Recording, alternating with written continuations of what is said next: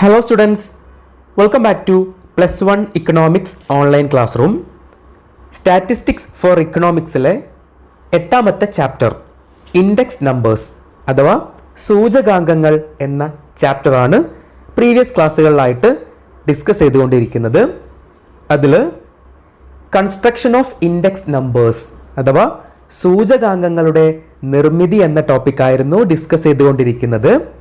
അതിൽ രണ്ട് മെത്തേഡുകളാണ് ഉള്ളതെന്ന് ഡിസ്കസ് ചെയ്തു അല്ലേ. There are two methods for constructing index numbers. സൂചകാംഗങ്ങൾ നിർമ്മിക്കാൻ രണ്ട് രീതികളാണുള്ളത്. അതിൽ ഒന്നാമത്തെ രീതിയായിട്ടുള്ള അഗ്രഗേറ്റീവ് മെത്തേഡ് ഡിസ്കസ് ചെയ്ത് കഴിഞ്ഞു. ഇന്നത്തെ ക്ലാസ്സിൽ ഡിസ്കസ് ചെയ്യാൻ വേണ്ടി പോകുന്നത് ഇതിലെ രണ്ടാമത്തെ മെത്തേഡാണ്. മെത്തേഡിൻ്റെ പേര് ശ്രദ്ധിച്ചോളൂ, മെത്തേഡ് ഓഫ് ആവറേജിംഗ് റിലേറ്റീവ്സ്, ശരാശരി ആപേക്ഷിക രീതി. ഓക്കെ, അപ്പോൾ രണ്ടാമത്തെ സൂചകാംഗങ്ങൾ ഉണ്ടാക്കുന്നതിനുള്ള രീതി. Second method for constructing index numbers ആണ് മെത്തേഡ് ഓഫ് ആവറേജിംഗ് റിലേറ്റീവ്സ്, ശരാശരി ആപേക്ഷിക രീതി. ഓക്കെ, ഇത് വീണ്ടും രണ്ടായിട്ട് തരംതിരിക്കുന്നു. ഈ ഒരു മെത്തേഡിൻ്റെ കീഴിൽ രണ്ട് മെത്തേഡുകൾ സബായിട്ട് നമുക്ക് പഠിക്കാനുണ്ട്. ഓക്കെ, അപ്പോൾ there are two method of averaging relatives, ശരാശരി ആപേക്ഷിക രീതി വീണ്ടും രണ്ടായിട്ട് തരംതിരിക്കുന്നു. അതിൽ first one simple average price relative index. Simple ശരാശരി ആപേക്ഷിക വില സൂചിക എന്ന് പറയും. എന്തായിരുന്നു? Simple average price relative index, simple ശരാശരി ആപേക്ഷിക വില സൂചിക എന്ന് പറയുന്നു. അതിൻ്റെ ഇക്വേഷൻ ഇവിടെ കൊടുത്തിട്ടുണ്ട്. P01 equal to 1/n whole bracket sigma P1 divided by sigma P0 into 100 അല്ലേ. ഇവിടെ P01 എന്താണെന്ന് നമുക്ക് അറിയാം. എന്തായിരുന്നു? പ്രൈസ് ഇൻഡെക്സ് ആണ്, അല്ലെങ്കിൽ വില സൂചികയാണ്. ഓക്കെ, ഇവിടെ നിങ്ങൾക്ക് അറിയാത്തതായിട്ട് ഒരു ലെറ്റർ മാത്രമേ ഉള്ളൂ അല്ലേ, N, ക്യാപിറ്റൽ ലെറ്റർ N. ഇവിടെ എന്താണ് N കൊണ്ട് ഡിനോട്ട് ചെയ്യുന്നത്? നമ്പർ ഓഫ് ഒബ്സർവേഷൻ, അല്ലെങ്കിൽ എത്ര കൊമോഡിറ്റീസ് അല്ലെങ്കിൽ എത്ര ഇനങ്ങളുണ്ട് അതിൻ്റെ എണ്ണത്തിനെയാണ് N കൊണ്ട് ഇവിടെ ഉദ്ദേശിക്കുന്നത്. അതുപോലെ sigma P1 by P0 into 100 അതെന്തിനെ കാണിക്കുന്നു? ആപേക്ഷിക വിലയെ കാണിക്കുന്നു, റിലേറ്റീവ് പ്രൈസിനെയാണ് കാണിക്കുന്നത്. ഓർത്തു വെക്കണം, ഈ ഒരു ഇക്വേഷനിൽ രണ്ട് പാർട്ടാണ് ഉള്ളത്. ഒന്ന് 1/n എന്ന പാർട്ട്, അവിടെ n എന്തിനെ സൂചിപ്പിക്കുന്നു? നമ്പർ ഓഫ് ഒബ്സർവേഷൻ, ഇനങ്ങളുടെ എണ്ണത്തിനെ കാണിക്കുന്നു. ഇവിടെ സെക്കൻഡ് പാർട്ടായിട്ടുള്ള sigma P1 divided by sigma P0 into 100 എന്ന പാർട്ട് എന്തിനെ കാണിക്കുന്നു? ആപേക്ഷിക വിലയെ കാണിക്കുന്നു, അല്ലെങ്കിൽ റിലേറ്റീവ് പ്രൈസിനെ കാണിക്കുന്നു. ഇക്വേഷൻ ഓക്കെ ആണല്ലോ. ഇനി ഈ ഇക്വേഷൻ അപ്ലൈ ചെയ്തുകൊണ്ട് നമ്മൾ പ്രോബ്ലം ചെയ്യാൻ വേണ്ടിയിട്ട് പോവാണ്. ചോദ്യം ഇവിടെ കൊടുത്തിട്ടുണ്ട്. Calculate price index. Price index കണ്ടുപിടിക്കുക. ഓക്കെ, ഇവിടെ നോർമലി നമ്മൾ കാണുന്ന പോലെ തന്നെ ഒന്നാമത്തെ കോളം കൊമോഡിറ്റീസ് അല്ലെങ്കിൽ ഉൽപ്പന്നങ്ങളാണ്, ABCD ആൻഡ് E. രണ്ടാമത്തെ കോളത്തിൽ വിലയാണ് കൊടുത്തിട്ടുള്ളത്. 2 വർഷങ്ങളിലെ വില ഇവിടെ കൊടുത്തിട്ടുണ്ട് അല്ലേ. ഒന്ന് 2009 എന്ന വർഷം, ദെൻ 2010 എന്ന വർഷം. 2 വർഷങ്ങളിലെ വില കൊടുത്തിട്ടുണ്ട്. ആദ്യം നിങ്ങൾ കണ്ടുപിടിക്കേണ്ട കാര്യം എന്താണ്? ഇതിൽ ഏത് വർഷമാണ് അടിസ്ഥാന വർഷം അല്ലെങ്കിൽ ബേസ് ഇയർ, അതുപോലെ ഏത് വർഷമാണ് നടപ്പ് വർഷം അല്ലെങ്കിൽ കറന്റ് ഇയർ എന്ന് കണ്ടുപിടിക്കണം അല്ലേ. P0യും P1 ഏതാണെന്ന് കണ്ടുപിടിക്കണം. നമുക്കറിയുന്ന കാര്യമാണ്. തന്ന വർഷങ്ങളിൽ ഏറ്റവും പഴയ വർഷം ഏതാണോ അതാണ് ബേസ് ഇയർ അല്ലെങ്കിൽ അടിസ്ഥാന വർഷം. ഏറ്റവും പുതിയ വർഷം ഏതാണോ അതാണ് കറന്റ് ഇയർ അല്ലെങ്കിൽ നടപ്പ് വർഷം. ഇതിൽ ഏറ്റവും പഴയ വർഷം ഏതാ? 2009 ആണ്. 2009 വർഷത്തിലെ വില അപ്പോൾ ഏതായിരിക്കും? യെസ്, P0 ആയിരിക്കും. പുതിയ വർഷം ഏതാ? ഇതിൽ 2010 ആണ്. 2010 എന്ന വർഷത്തിലെ വില അപ്പോൾ എന്തായിരിക്കും? P1 ആയിരിക്കും അല്ലേ. അത് നമ്മൾ കണ്ടുപിടിച്ചു. ഇനി നമുക്ക് അടുത്ത വേണ്ട കോളം, അധികമായിട്ട് കണ്ടുപിടിക്കേണ്ട കോളം, അതായത് ആദ്യം തന്നിട്ടുള്ള കോളം ഉണ്ടല്ലോ, ഈ 3 കോളങ്ങൾ ഇവിടെ ചോദ്യമാണ്. നാലാമത് ഞാൻ വരച്ചിട്ടുള്ള കോളം എന്താ? അതിൻ്റെ പേര് P1 divided by P0 into 100. അതാണ് നമ്മൾ അഡീഷണൽ ആയിട്ട് ആൻസറിലേക്ക് എത്താൻ വേണ്ടിയിട്ട് ഇവിടെ വരയ്ക്കുന്ന ഒരു കോളം എന്ന് പറഞ്ഞാൽ. ഓക്കെ ആണല്ലോ. ഇവിടെ നിങ്ങൾ ചെയ്യേണ്ട കാര്യം എന്താ? ഓരോ ഉൽപ്പന്നങ്ങളുടെയും അല്ലെങ്കിൽ ഓരോ കൊമോഡിറ്റീസിൻ്റെയും നേരെയുള്ള P1നെ P0 കൊണ്ട് ഡിവൈഡ് ചെയ്ത ശേഷം 100 കൊണ്ട് മൾട്ടിപ്ലൈ ചെയ്യുക അല്ലെങ്കിൽ ഗുണിക്കുക അല്ലേ. അതായത് ശ്രദ്ധിച്ചോളൂ, ഇവിടെ ഞാൻ കൊടുത്തിട്ടുണ്ട് P1 ബൈ P0 ഇൻറ്റു 100. ഞാനിവിടെ എഴുതി വെച്ചിട്ടുണ്ട് അല്ലേ. 70 ഡിവൈഡഡ് ബൈ 50 ഇൻറ്റു 100. ഒന്നാമത്തെ കൊമോഡിറ്റി എ ആണല്ലോ, കൊമോഡിറ്റി എ ആണ്. അവിടെ നമുക്ക് എങ്ങനെ കിട്ടും? ഈ ഇക്വേഷൻ അപ്ലൈ ചെയ്താൽ 70 ബൈ 50 ഇൻറ്റു 100 എത്ര കിട്ടും ആൻസർ? 140 അല്ലെങ്കിൽ 140. ഓക്കെ. ദെൻ ബി എന്ന ഉൽപ്പന്നം അല്ലെങ്കിൽ ബി കൊമോഡിറ്റി നോക്കിക്കേ, ഇക്വേഷൻ അപ്ലൈ ചെയ്ത് നോക്കിക്കോളൂ. 60 ബൈ 40 ഇൻറ്റു 100 എത്ര കിട്ടും? 150. അങ്ങനെ ഓരോ ഉൽപ്പന്നം അല്ലെങ്കിൽ ഓരോ കമോഡിറ്റീസിന് നേരെയുള്ള P1നെ P0 കൊണ്ട് ഡിവൈഡ് ചെയ്ത ശേഷം 100 കൊണ്ട് മൾട്ടിപ്ലൈ ചെയ്ത് കണ്ടുപിടിക്കുക. എന്നിട്ട് നിങ്ങൾ അവസാനം ചെയ്യേണ്ട കാര്യം എന്താണ്? ഈ കോളത്തിൻ്റെ, അതായത് അവസാനത്തെ ഈ കോളത്തിൻ്റെ ടോട്ടൽ കണ്ടുപിടിക്കുക. സിഗ്മ അല്ലെങ്കിൽ സമ്മ് കണ്ടുപിടിക്കുക, ടോട്ടൽ. ഓക്കെ. അപ്പം നമുക്ക് എന്ത് കിട്ടും? Sigma P1 divided by sigma P0 into 100. നമ്മളുടെ ഇക്വേഷനിലെ വലതുവശത്തെ ഭാഗമാണ് ഇത് അല്ലേ. അപ്പം നിങ്ങൾ ചെയ്യേണ്ട കാര്യം എന്താ? ഈ കോളം മുഴുവനായിട്ട് അങ്ങോട്ട് കൂട്ടിയിട്ട് ഞാൻ ഈ പറഞ്ഞ പോലെ താഴെ എഴുതി വെക്കുക. Sigma P1 divided by sigma P0 into 100 equal to എത്ര കിട്ടും? ഈ സംഖ്യകളെല്ലാം കൂട്ടിയാൽ 611.5 എന്ന് കിട്ടും. 611.5 എന്നാണ് കിട്ടുക. ഓക്കെ ആണല്ലോ. അപ്പോൾ അതിനുശേഷം പിന്നെ നിങ്ങൾ ചെയ്യേണ്ട കാര്യം എന്താണ്? ഇവിടെ ഒന്നുകൂടെ നിങ്ങൾ കണ്ടുപിടിക്കണം n അല്ലേ. ഇക്വേഷനിൽ വേണ്ട രണ്ട് കാര്യങ്ങളിൽ ഒന്ന് നമ്മൾ കണ്ടുപിടിച്ചു.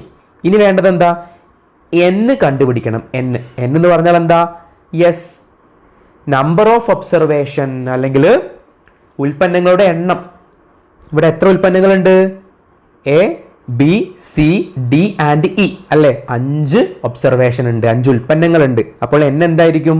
5 ആണ് ഇവിടെ എഴുതിയിട്ടുണ്ട് അല്ലേ. ഇനി നേരിട്ട് ഇക്വേഷൻ എഴുതി വയ്ക്കുക. P01 equal to 1 by n whole bracket sigma P1 divided by sigma P0 into 100. 1 by n എത്രയാണ് ഇവിടെ? 5 കിട്ടിയല്ലേ. 5 എന്ന് സബ്സ്റ്റിറ്റ്യൂട്ട് ചെയ്യാം. ഇവിടെ sigma P1 by sigma P0 into 100 അതിൻ്റെ എമൗണ്ട് എത്ര കിട്ടി? 611.5 എന്ന് കിട്ടി. അത് അവിടെ സബ്സ്റ്റിറ്റ്യൂട്ട് ചെയ്തു. ഇനി നിങ്ങൾ ചെയ്യേണ്ട കാര്യം എന്താ?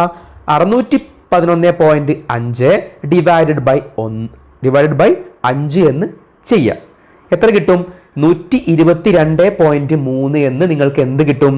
P01 അഥവാ പ്രൈസ് ഇൻഡെക്സ്, വില സൂചിക കിട്ടും.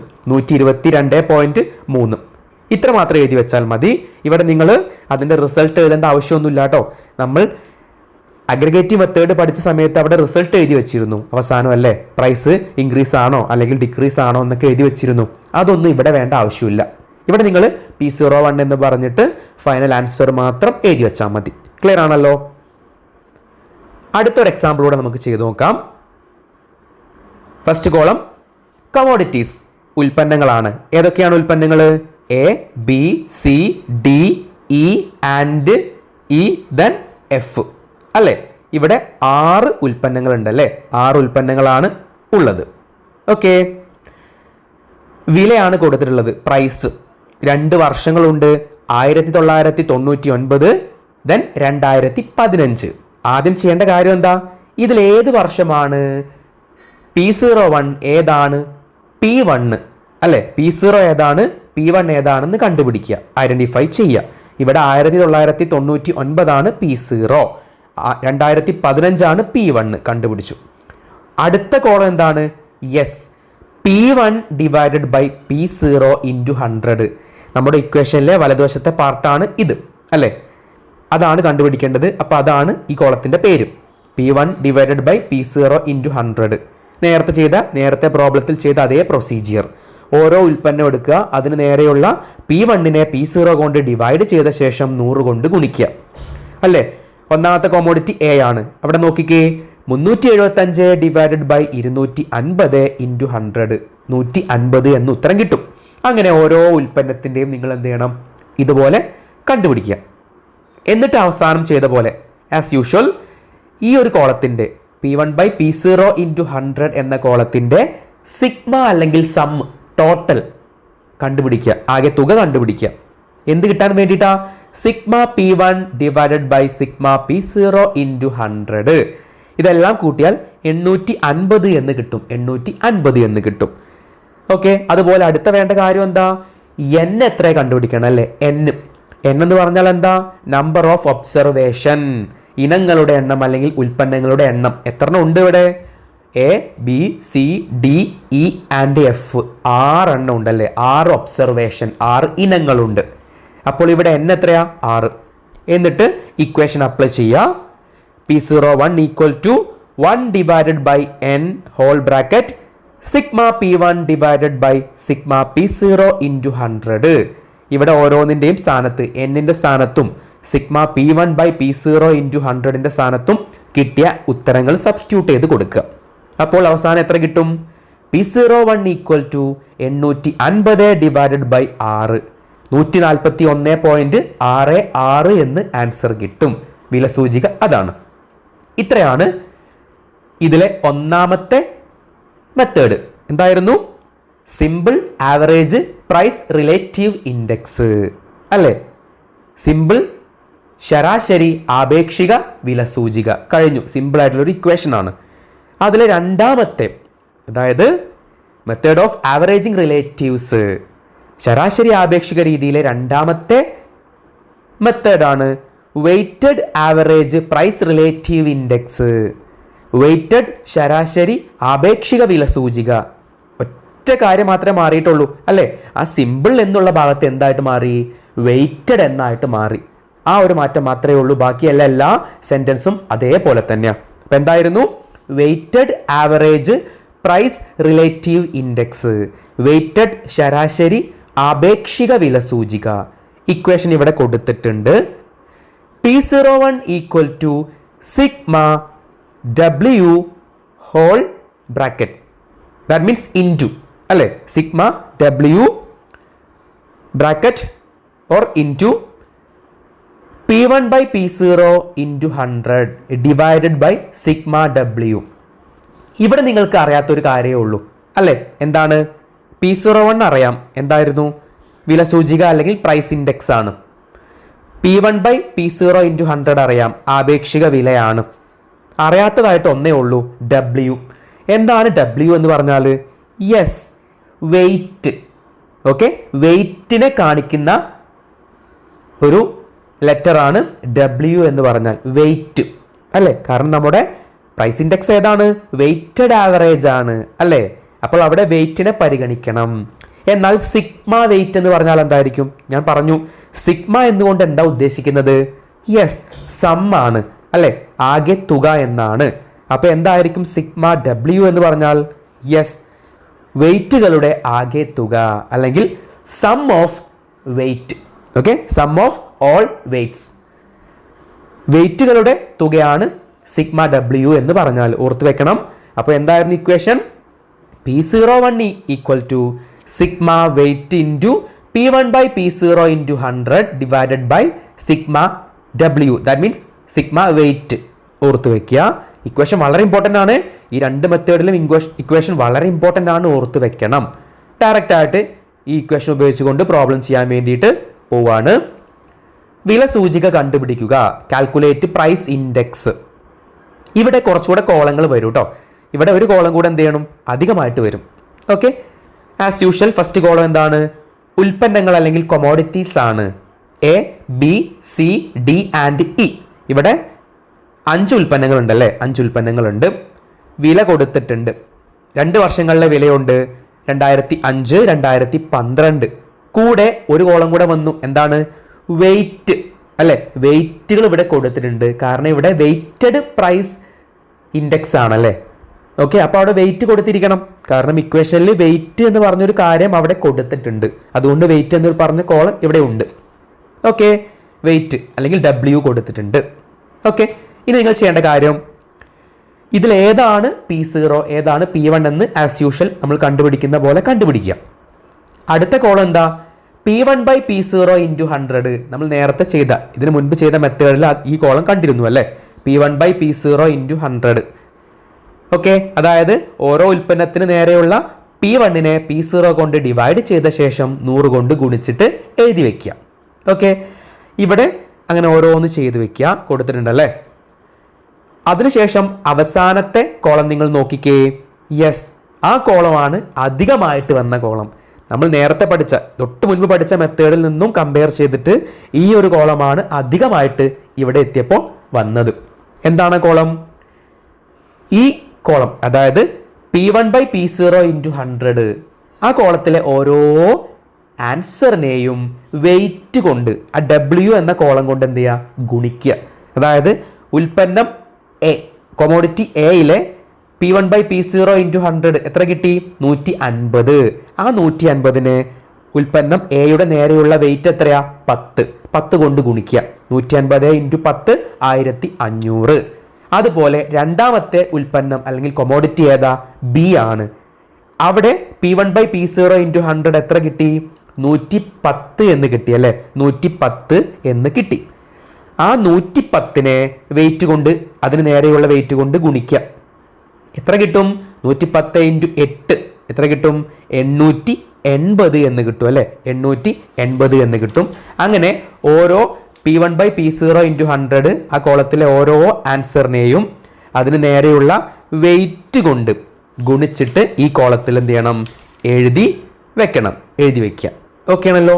അതിനുശേഷം നിങ്ങൾ ചെയ്യേണ്ട 2 കാര്യങ്ങളാണ്. ഇവിടെ 2 കോളങ്ങളുടെ ടോട്ടൽ അല്ലെങ്കിൽ സിഗ്മ നമുക്ക് വേണം. സിഗ്മ മീൻസ് സമ്മ് അല്ലെങ്കിൽ ആകെ തുക നമുക്ക് വേണം. ഏതൊക്കെ കോളങ്ങളുടെ ടോട്ടൽ ആയിരിക്കും?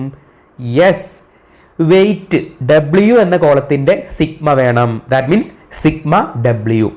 അതുപോലെ അവസാനത്തെ കോളത്തിന്റെ ടോട്ടൽ അല്ലെങ്കിൽ സിഗ്മ വേണം. That is sigma W × P1/P0 × 100. Okay, അതും വേണം നമുക്ക്. അപ്പോൾ വെയിറ്റ് എന്ന കോളത്തിന്റെ സിഗ്മ എത്ര കിട്ടി? 51 എന്ന് കിട്ടി. ആ കോളത്തിലെ 10 + 8 + 14 + 9 + 10 എന്ന സംഖ്യകൾ കൂട്ടിയപ്പോൾ 51 കിട്ടി. ഓക്കെ, ദെൻ അവസാനത്തെ കോളം, നാലാമത്തെ കോളത്തിലെ സംഖ്യകളെല്ലാം കൂട്ടുമ്പോൾ 7330 എന്നും കിട്ടും. അതിനുശേഷം നമ്മൾ ചെയ്യേണ്ട കാര്യം എന്താണ്? ഓക്കെ ആണല്ലോ. ഇവിടെ നിങ്ങൾക്ക് കാണാം, ഇക്വേഷനിലേക്ക് എന്ത് ചെയ്യുക? അപ്ലൈ ചെയ്യുക. ഇക്വേഷനിലേക്ക് ഡയറക്റ്റ് ആയിട്ട് അപ്ലൈ ചെയ്യാം. ഓക്കെ, എന്തായിരുന്നു equation? P01 = sigma weight × P1/P0 × 100 divided by sigma weight. Okay, P01 = എത്ര കിട്ടും? യെസ്, അവസാനത്തെ കോളം എത്ര കിട്ടി? 7730 ആണ്. അതിന് സിഗ്മ വെയിറ്റ് എത്ര കിട്ടി? ദാറ്റ് മീൻസ് സിഗ്മ W എത്ര കിട്ടി? 51. 7330നെ 51 കൊണ്ട് ഡിവൈഡ് ചെയ്താൽ എത്ര ആൻസർ കിട്ടും? യെസ്, 143.72.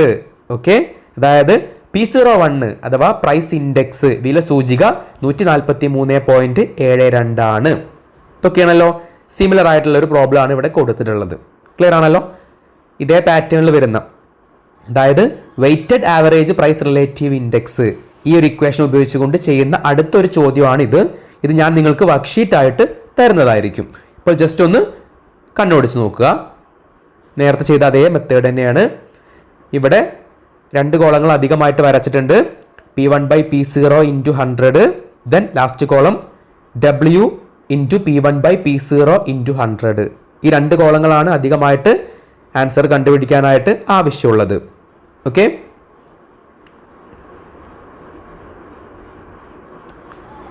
ഓക്കെ, ഇനി നമ്മൾ ഡിസ്കസ് ചെയ്യാൻ വേണ്ടി പോകുന്നത് ഈ ചാപ്റ്ററിലെ അവസാനത്തെ ടോപ്പിക്കാണ്. എക്സാമിന് ഇത് ചോദിക്കാറുള്ളതാണ്. എക്സാമിന് ചോദിക്കാറുള്ള ടോപ്പിക് കൂടെയാണ്. ഇമ്പോർട്ടൻറ്റ് ഇൻഡെക്സ് നമ്പേഴ്സ്, പ്രധാനപ്പെട്ട വില സൂചികകൾ എക്സാമിന് എന്തായാലും ചോദിച്ചിരിക്കും. അതായത് പ്രധാനപ്പെട്ട വില സൂചികകൾ ഏതൊക്കെയാണ്? ഒരുപാട് എണ്ണം ഉണ്ട്, ഒരുപാട് പ്രൈസ് ഇൻഡെക്സുകൾ ഉണ്ട്. അതിലേറ്റവും ഇമ്പോർട്ടൻ്റ് ആയിട്ടുള്ള പ്രൈസ് ഇൻഡെക്സുകൾ ഏതൊക്കെയാണെന്ന് ചോദിക്കും. ഓക്കെ ആണല്ലോ. ഇമ്പോർട്ടൻറ്റ് ഇൻഡെക്സ് നമ്പേഴ്സ് അല്ലെങ്കിൽ പ്രധാനപ്പെട്ട വില സൂചികകൾ ഓരോന്നായിട്ട് നമുക്ക് എടുത്ത് പഠിക്കണം. First one, consumer price index. എന്താണ് കൺസ്യൂമർ പ്രൈസ് ഇൻഡെക്സ്? ഉപഭോക്തൃ വില സൂചിക. അതിൻ്റെ ഷോർട്ട് നിങ്ങൾ പഠിച്ചു വെക്കണം. മലയാളത്തിൽ എഴുതുന്നവർ എന്തായാലും അത് പഠിച്ചു വെക്കണം. കൺസ്യൂമർ പ്രൈസ് ഇൻഡെക്സ് CPI എന്നാണ് ഷോർട്ടായിട്ട് പറയുക. എക്സാമിന് അങ്ങനെ ചോദിക്കും, CPI എന്ന് ചോദിക്കും. ഓക്കെ, അപ്പോൾ ഓർത്ത് വെക്കണം, കൺസ്യൂമർ പ്രൈസ് ഇൻഡെക്സ് CPI അല്ലെങ്കിൽ ഉപഭോക്തൃ വില സൂചിക. ഓക്കെ, പോയിന്റ് ആയിട്ട് നമുക്ക് പഠിക്കാം. ഇത് വളരെ ഇമ്പോർട്ടൻ്റ് ആണ്. എക്സാമിന് ഈ ഒരു സൂചിക എപ്പോഴും ചോദിക്കാറുണ്ട്. CPI is generally used to measure intensity of inflation. പണപ്പെരുപ്പത്തിൻ്റെ തോത് മനസ്സിലാക്കാൻ അല്ലെങ്കിൽ അളക്കാൻ വേണ്ടിയിട്ട് ഉപയോഗിക്കുന്നതാണ് കൺസ്യൂമർ പ്രൈസ് ഇൻഡെക്സ് അല്ലെങ്കിൽ ഉപഭോക്തൃ വില സൂചിക CPI. എന്തായിരുന്നു? It is generally used to measure intensity of inflation. പണപ്പെരുപ്പത്തിൻ്റെ തോത് അളക്കാനുള്ള ഒരു യൂസ് ചെയ്യുന്ന ഒരു മെഷർ ആണ് CPI എന്ന് പറഞ്ഞത്. രണ്ടാമത്തെ പോയിന്റ് ആണ് to measure the changes in the retail price level of commodity. That means it measure the changes in the retail price level of a commodity. ഉൽപ്പന്നങ്ങളുടെ റീറ്റെയിൽ വില നിലവാരത്തിലെ മാറ്റം കാണിക്കുവാനുള്ള വില സൂചികയാണിത്. എന്തായിരുന്നു? It used to measure the changes in the retail price level of a commodity. ഉൽപ്പന്നങ്ങളുടെ retail വില നിലവാരത്തിലെ മാറ്റം കാണിക്കുവാനുള്ള ഒരു വില സൂചികയാണ്. അതായത് ഉൽപ്പന്നങ്ങളുടെ റീറ്റെയിൽ പ്രൈസ്, റീറ്റെയിൽ വിലയിൽ ഉണ്ടാവുന്ന മാറ്റം എന്ന് പറഞ്ഞാൽ എന്താണ്? വിലയിലെ മാറ്റം എന്ന് പറഞ്ഞാൽ എന്തൊക്കെ മാറ്റമാണ്? രണ്ട് മാറ്റങ്ങളാണുള്ളത്. ഒന്നെങ്കിൽ ഇൻക്രീസ് ചെയ്യും, അല്ലെങ്കിലോ ഡിക്രീസ് ചെയ്യും. അല്ലേ? സാധനങ്ങളുടെ വിലയിൽ രണ്ട് മാറ്റങ്ങളെ ഉണ്ടാവുകയുള്ളൂ ചേഞ്ച് കൊണ്ട്. ഒന്നെങ്കിൽ കൂടാം അല്ലെങ്കിൽ കുറയാം. അല്ലേ? അപ്പോൾ ഈ മാറ്റങ്ങളുടെ അളവ് കാണിക്കുന്നതിനുള്ള ഒരു സൂചികയാണ് CPI എന്ന് പറഞ്ഞത്. അടുത്തൊരു പോയിന്റ് ആണ് cost of living index number or retail price index number or price of living index number തുടങ്ങിയ പേരിലും ഇത് അറിയപ്പെടുന്നു. അപ്പോൾ ഓർത്തു വെക്കണം, വളരെ ഇമ്പോർട്ടൻ്റ് ആണ്. 1 മാർക്കിന് ചോദിക്കും. കൺസ്യൂമർ പ്രൈസ് ഇൻഡെക്സ് അല്ലെങ്കിൽ CPI, ഉപഭോക്തൃ വില സൂചികയെ വിളിക്കുന്ന മറ്റു 3 പേരുകൾ കേട്ടോളൂ. Cost of living index number, മറ്റൊരു പേരാണ് റീറ്റെയിൽ പ്രൈസ് ഇൻഡെക്സ് നമ്പർ, മറ്റൊരു പേരാണ് price of living index number. ഈ 3 പേരുകളിലും CPI അറിയപ്പെടുന്നു. നെക്സ്റ്റ് പോയിന്റ് ആണ്, സാധാരണയായി പണപ്പെരുപ്പം അതുപോലെ അല്ലെങ്കിൽ നാണ്യപ്പെരുപ്പത്തിന്റെ തോത് അളക്കുവാനാണ് CPI ഉപയോഗിക്കുന്നത്. നമ്മൾ നേരത്തെ പറഞ്ഞു അല്ലേ? ഫസ്റ്റ് പോയിന്റ് ആയിട്ട് പറഞ്ഞു, പണപ്പെരുപ്പത്തിന്റെ അല്ലെങ്കിൽ നാണ്യപ്പെരുപ്പത്തിന്റെ തോത് അളക്കാൻ വേണ്ടി ഉപയോഗിക്കുന്ന ഒരു സൂചികയാണ് CPI എന്ന് പറയുന്നത്. അതിനാണ് സാധാരണയായിട്ട് ഇത് ഉപയോഗിച്ച് കാണാറ്, പണപ്പെരുപ്പത്തിന്റെ തോത് അളക്കാൻ വേണ്ടിയിട്ട്. ഓക്കെ, ഇനി അടുത്ത ഒരു പോയിന്റ്, കാരണം ഒരുപാട് ഇൻഡെക്സ് നമ്പേഴ്സ് നമുക്ക് പഠിക്കാനുണ്ട് ഇമ്പോർട്ടൻ്റ് ആയിട്ട്. പക്ഷെ അതിൽ വൺ ഓഫ് ദി ഏറ്റവും ഇമ്പോർട്ടൻ്റ് ആയിട്ടുള്ള ഒരു ഇൻഡെക്സ് നമ്പർ അല്ലെങ്കിൽ വില സൂചികയാണ് CPI. അതിനെ കുറച്ചുകൂടെ ഡീറ്റെയിൽ ആയിട്ട് നമ്മൾ പഠിക്കും. ഓക്കെ ആണല്ലോ? അടുത്ത ഈ ഒരു ടോപ്പിക്കിൽ പഠിക്കാനുള്ളതാണ്, ഇന്ത്യയിൽ പ്രധാനമായും 3 തരം CPI ആണുള്ളത്. അതായത് ഇന്ത്യയിൽ, in India there are 3 major consumer price index. ഇന്ത്യയിൽ 3 തരം CPI ആണ് ഉള്ളത്. ഏതൊക്കെയാണെന്ന് പോയിന്റ് ആയിട്ട് ഇവിടെ കൊടുത്തിട്ടുണ്ട്. ഒരു അഡീഷണൽ പോയിന്റ് ആണ്, ഒന്ന് ഓർത്ത് വയ്ക്കുക. First, four the workers of industrial sector base year 1992. Okay ആണല്ലോ? അതായത് വ്യാവസായിക മേഖലയിൽ ജോലി ചെയ്യുന്ന തൊഴിലാളികളിൽ അവിടെ ബേസ് ഇയർ ആയിട്ട് എടുക്കുന്നത് 1992 എന്ന വർഷമാണ്. ആണല്ലോ? നമുക്കറിയാലേ, വർക്കേഴ്സ് എന്നാണെങ്കിൽ പോലും അവരും എന്താണ്? ഒരു കൺസ്യൂമർ ആണ്. അല്ലേ? നമ്മളെല്ലാവരും ജോലിക്ക് പോകുന്നു. ജോലിക്കാരാണെങ്കിൽ പോലും മറ്റൊരു രീതിയിൽ ഞാൻ അല്ലെങ്കിൽ നിങ്ങൾ സാധനങ്ങൾ വാങ്ങിക്കുന്നു എന്ന് വെച്ചാൽ നമ്മൾ കൺസ്യൂമേഴ്സ് ആണ്. അല്ലേ? ഉപഭോക്താക്കളാണ്.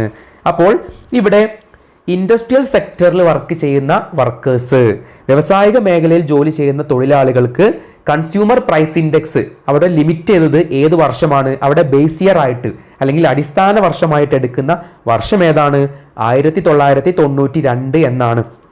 രണ്ടാമത്തെ ഒരു തരമാണ് for the workers in urban areas. നഗരപ്രദേശങ്ങളിലെ തൊഴിലാളികൾക്ക് ബേസ് ഇയർ ആയിട്ട് തെരഞ്ഞെടുത്തത് ഏത് വർഷമായിരുന്നു? 1984 ടു 1985. ഓക്കെ. മൂന്നാമത്തെ തരമായിരുന്നു for the workers in agricultural sector. കാർഷിക മേഖലാ തൊഴിലാളികൾക്ക് അവിടെ അടിസ്ഥാന വർഷമായിട്ട് അല്ലെങ്കിൽ ബേസ് ഇയർ ആയിട്ട് സെറ്റ് ചെയ്തിരുന്നത് 1986 1987 എന്നായിരുന്നു. ഓക്കെ ആണല്ലോ. അപ്പോൾ ഓർത്ത് വെക്കണം, 3 തരം കൺസ്യൂമേഴ്സ് പ്രൈസ് ഇൻഡെക്സ് CPI ആണ് ഇന്ത്യയിൽ ഉള്ളത്. അതിൽ ഓരോ മേഖലകളിൽ ജോലി ചെയ്യുന്ന ആളുകളെ നമ്മൾ പഠിച്ചു. ഓക്കെ. അവർ ജോലിക്കാരാണെങ്കിൽ പോലും അവർ മറ്റൊരു രീതിയിൽ കൺസ്യൂമേഴ്സ് ആണ്, അല്ലെ? വേറെ ഒരു സാധനങ്ങൾ വാങ്ങിക്കുന്നു, ഒന്ന് അല്ലെങ്കിൽ മറ്റൊരു സാധനം അവർ വാങ്ങിക്കുന്നുണ്ട്, കൺസ്യൂമേഴ്സ് ആണ്. അതുകൊണ്ട് തന്നെ ഇവിടെ 3 മേഖലയിലും വർക്ക് ചെയ്യുന്ന ആളുകൾക്ക് CPI കാൽക്കുലേറ്റ് ചെയ്യാൻ വേണ്ടിയിട്ട് സെറ്റ് ചെയ്തിട്ടുള്ള ബേസ് ഇയർ വ്യത്യാസമുണ്ട്. ഓർത്തു വെക്കണം, ഇതൊരു അഡീഷണൽ പോയിന്റ് ആണ്, ഓർത്തു വെക്കണം. ഓക്കെ. ഇനി ഇവിടെ കൺസ്യൂമർ പ്രൈസ് ഇൻഡെക്സ് CPI കണ്ടുപിടിക്കാൻ ഒരു ഇക്വേഷൻ ഉണ്ട്. CPI കണ്ടുപിടിക്കാൻ എപ്പോഴും ഈ ചാപ്റ്ററിൽ നിന്നും ഒരു ചോദ്യം എക്സ്പെക്ട് ചെയ്യാവുന്നതാണ്. ഓക്കെ. ഈവൻ കഴിഞ്ഞ വർഷത്തെ പബ്ലിക് എക്സാമിന്, അതായത് 2020 പബ്ലിക് എക്സാമിന് ചോദിച്ചിട്ടുള്ള ചോദ്യമായിരുന്നു CPI കണ്ടുപിടിക്കാൻ. എസ്സേ ആയിട്ട് 8 മാർക്കിന് ചോദിച്ച ചോദ്യമായിരുന്നു. ഓക്കെ. ഇവിടെ ഏറ്റവും എളുപ്പമാണ്. CPI കണ്ടുപിടിക്കാനുള്ള ഇക്വേഷൻ നമ്മൾ നേരത്തെ പഠിച്ച ഒരു ഇക്വേഷൻ തന്നെയാണ്. അതായത് weighted average price relative index അല്ലെങ്കിൽ വെയ്റ്റഡ് ശരാശരി ആപേക്ഷിക വില സൂചിക, അതിൻ്റെ അതേ ഇക്വേഷൻ തന്നെയാണ് CPI കണ്ടുപിടിക്കാനുള്ള ഇക്വേഷനും. ഓക്കെ. അപ്പോൾ എന്താണ് CPI കണ്ടുപിടിക്കാനുള്ള equation? CPI equal to sigma W into P1/P0 into 100 divided by sigma W. Okay ആണല്ലോ. ഓർത്തു വയ്ക്കുക, അല്ലേ? Weighted average price relative index, weighted ശരാശരി ആപേക്ഷിക വില സൂചികയുടെ അതേ ഇക്വേഷൻ തന്നെയാണ് ഇവിടെയും CPI കണ്ടുപിടിക്കാനായിട്ട് വരുന്നത്. ഓക്കെ. ഞാനിവിടെ താഴെ പ്രത്യേകം കൊടുത്തിട്ടുണ്ടല്ലേ. വെയ്റ്റഡ് ശരാശരി ആപേക്ഷിക വില സൂചികയുടെ സൂത്രവാക്യം തന്നെയാണ് ഇവിടെയും ഉപയോഗിക്കുന്നത്. ഓക്കെ. രണ്ടാമത്തെ പ്രൈസ് ഇൻഡെക്സ് അല്ലെങ്കിൽ വില സൂചികയാണ് പ്രൊഡ്യൂസർ പ്രൈസ് ഇൻഡെക്സ്, PPI എന്ന് പറയും. ഉൽപാദക വില സൂചിക, പ്രൊഡ്യൂസർ പ്രൈസ് ഇൻഡെക്സ്, ഉൽപാദക വില സൂചിക. ഷോർട്ട് നെയിം ഓർത്തു വെക്കണം, PPI. PPI സാധാരണയായി ഉപയോഗിക്കുന്നത് നികുതികളുടെ തോത്, വ്യാപാര മാറ്റങ്ങൾ, ഗതാഗത ചെലവുകൾ എന്നിവയെക്കുറിച്ച് പറയുവാനാണ്. That means PPI is used to measure price level during, that is price level during inflation and the changes in tax, then trade margin and transportation cost. എന്തൊക്കെയാണ്? നികുതികളുടെ തോത്, that means intensity of tax or changes in tax എന്ന് പറയൂ കേട്ടോ. അപ്പോൾ എന്തിനൊക്കെ വേണ്ടിയാണ് ഉപയോഗിക്കുന്നത്? To measure changes in tax, then trade margin, then transportation cost എന്നിവയെക്കുറിച്ച് പറയുവാൻ വേണ്ടിയിട്ടാണ് സാധാരണയായിട്ട് PPI ഉപയോഗിക്കാറ്. ഓക്കെ. നികുതികളുടെ തോത്, വ്യാപാര മാറ്റങ്ങൾ, ദെൻ ഗതാഗത ചെലവുകൾ, അത്രമാത്രമാണ് അതിൽ പഠിക്കാനുള്ളത്, PPIയിൽ പഠിക്കാനുള്ളത്. ഇനി വരുന്ന വിലസൂചികളെല്ലാം അതിൻ്റെ പേര് മാത്രം പഠിച്ചാൽ മതി. ഇതിൽ ഒന്നാമത്തെ വിലസൂചികയായിട്ടുള്ള കൺസ്യൂമർ പ്രൈസ് ഇൻഡെക്സ്, ഉപഭോക്തൃ വിലസൂചിക അഥവാ CPI ആണ് ഏറ്റവും ഇമ്പോർട്ടൻ്റ്. അതിനുശേഷം PPI പഠിച്ചു, പ്രൊഡ്യൂസേഴ്സ് പ്രൈസ് ഇൻഡെക്സ്, ഉൽപാദക വിലസൂചിക. ആ പോയിന്റ് മാത്രം പഠിച്ചാൽ മതി. അത് എന്തിനു വേണ്ടിയിട്ടാണ് ഉപയോഗിക്കുന്നത് എന്ന് പഠിച്ചു. ഇതിനുശേഷം വരുന്ന ഓരോ വിലസൂചികയും നിങ്ങൾ പേര് മാത്രം പഠിച്ചാൽ മതി കേട്ടോ. അടുത്തത് മൂന്നാമത്തെ വിലസൂചികയാണ് ഹ്യൂമൻ ഡെവലപ്മെന്റ് ഇൻഡെക്സ്, മാനവിക വികസന സൂചിക, HDI എന്ന് പറയും, ഹ്യൂമൻ ഡെവലപ്മെന്റ് ഇൻഡെക്സ്. നാലാമത്തെയാണ് wholesale price index, wholesale price index, WPI എന്ന് പറയൂ കേട്ടോ, ഹോൾസെയിൽ പ്രൈസ് ഇൻഡെക്സ്. അഞ്ചാമത്തെയാണ് index of industrial production, IIP എന്ന് പറയും, ഇൻഡെക്സ് ഓഫ് ഇൻഡസ്ട്രിയൽ പ്രൊഡക്ഷൻ. ആറാമത്തെ വിലസൂചികയാണ് index of agricultural production, IAP, index of agricultural production. Okay, അപ്പോൾ ആദ്യത്തെ രണ്ടെണ്ണം ഇമ്പോർട്ടൻ്റ് ആണ്, അതിനുശേഷം വരുന്ന 3, 4, 5 ആൻഡ് 6 അല്ലേ, ഇത് പോയിന്റുകൾ മാത്രം എന്ത് ചെയ്യുക, ആ വിലസൂചികയുടെ പേര് മാത്രം ഓർത്തു വയ്ക്കുക, അതിൻ്റെ ഷോർട്ട് നെയിമും ഓർത്തു വയ്ക്കുക.